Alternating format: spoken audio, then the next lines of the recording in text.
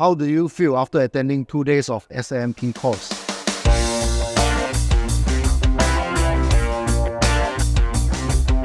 I feel great. I feel like I've actually learned a lot, in this past couple of days. There's just so much that I can actually apply in my line of work, which is typically real estate. But as a consultant, you really want to, go deeper and get into the numbers so that you'll be able to help pretty much end to end. What's the one thing you had learned, right, that you want to apply to your business? I think it's very much the calculations of the numbers, being able to come in, not just to give real estate advice, but to also come in more from the financial aspects of it, being able to sit down, do a full calculation, understand the financial health of the client or the prospect. There's just so much to actually share, but generally it will be the financials.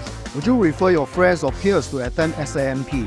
Absolutely, 100%. This is great. It's worth the investment, definitely. Whatever knowledge you actually acquire, you take it with you for the rest of your life, but it could definitely help with your career.